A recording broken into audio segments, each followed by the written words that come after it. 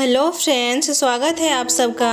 पिछले पार्ट में हमने देखा था कि मिस हुआ आकर बताती हैं कि बाहर एक पेशेंट की कंडीशन खराब है, तो डॉक्टर इनबम उसके साथ बाहर पेशेंट को देखने चले जाते हैं।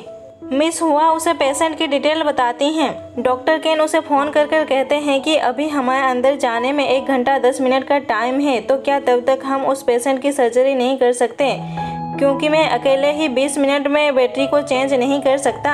यह सुनकर डॉक्टर इनबम भी मान जाते हैं और नर्स को सर्जरी के लिए OR रूम रेडी करने के लिए कहते हैं। डॉक्टर के नर्स को फ़ोन कर बताती हैं कि अभी हम एक पेशेंट की सर्जरी करने वाले हैं, तो आप हमें प्रोग्रेस का रिपोर्ट देती रहना। हम टाइम से वापस आ जाएंगे, आप टीचर किम को कुछ मत बताना।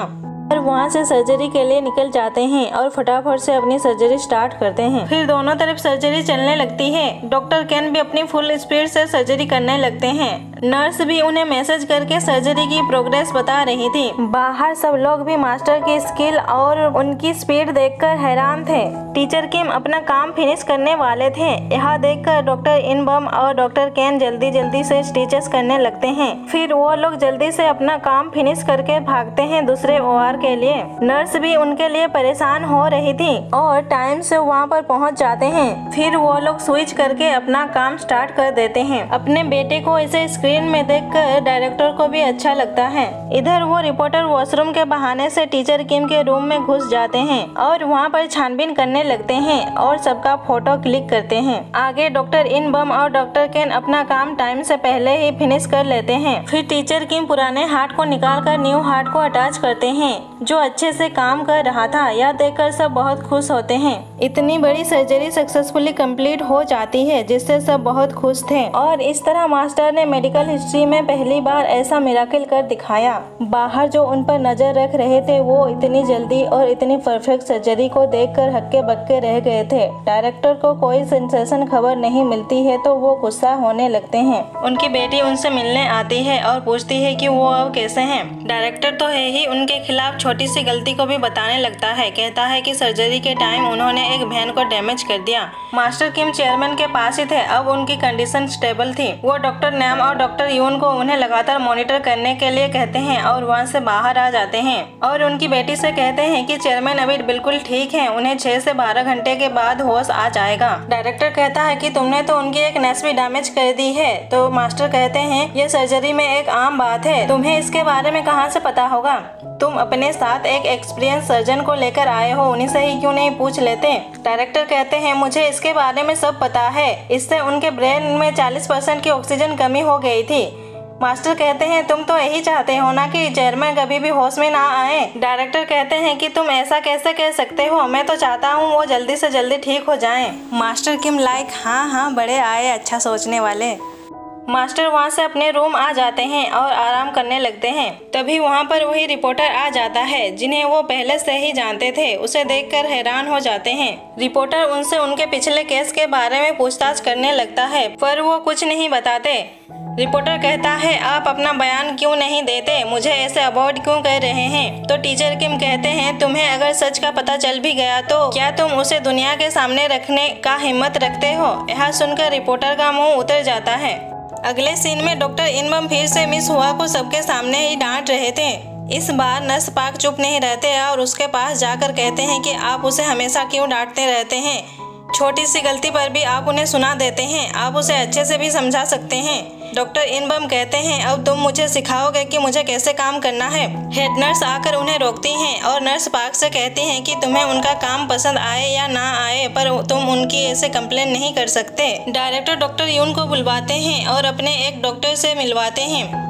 वो इन दोनों की सेटिंग करवाना चाहते थे, पर डॉक्टर केन उन्हें देख लेते हैं और उसे बहाने से बुलाकर ले जाते हैं। फिर इन दोनों की लबी डबी मूवमेंट दिखाई जाती है। फिर चीफ जंग डायरेक्टर और नर्स ओ को बताते हैं कि उस रिपोर्टर ने टीचर किम को धमकी दी है कि वो उनके पास्ट के बारे में सब रिवील कर देंगे। यह सुनकर दोनों परेशान हो जाते हैं। नर्स तो उन्हें डांट देती हैं और डायरेक्टर हड़बड़ी में वहाँ से चले जाते हैं। हेड नर्स डॉक्टर नैम से कहती हैं कि वो रिपोर्टर उन्हें धमकी दे रहा है और टीचर किम कुछ भी नहीं कर रहे।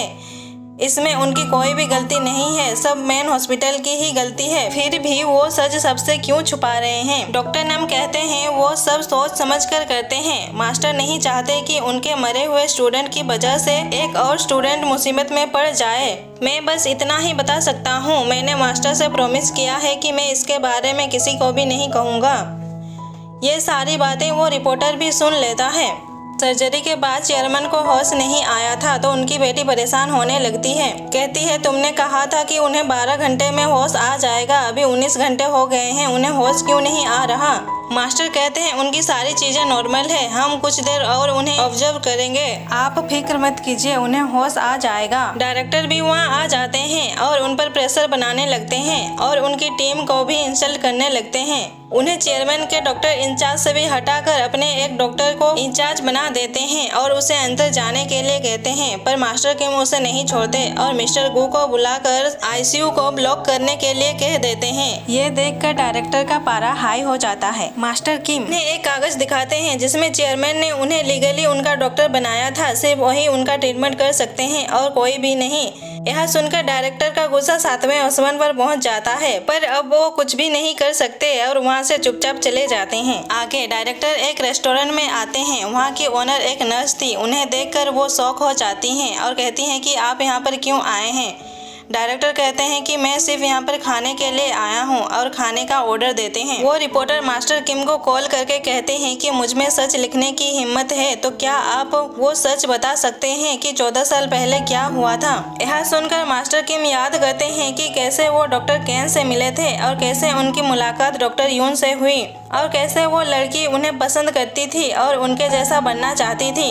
उनके जैसा सर्जन बनना उसका सपना था और डॉक्टर यून का भी उनके साथ सर्जरी करने का सपना था। वो ये सब सोचकर कहते हैं कि 14 साल पहले वाला डॉक्टर कायर था और सब छोड़कर भाग गया और फोन काट देते हैं। मास्टर उसे कुछ नहीं बताते तो रिपोर्टर एक पोस्ट लिखता है जिसमें डोल्डम हॉस्पिटल में चेयरमैन की सर्जरी के बाद ब्रेन डेड हो गया है कहकर पोस्ट कर देता है।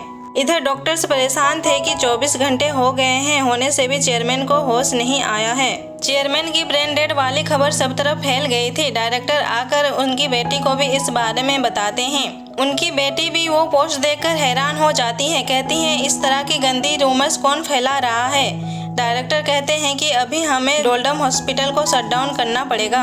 इस न्यूज के वायरल होने से हॉस्पिटल में भी रिपोर्टर्स के भर भर के कॉल आने लगते हैं। यह देखकर सब परेशान हो जाते हैं।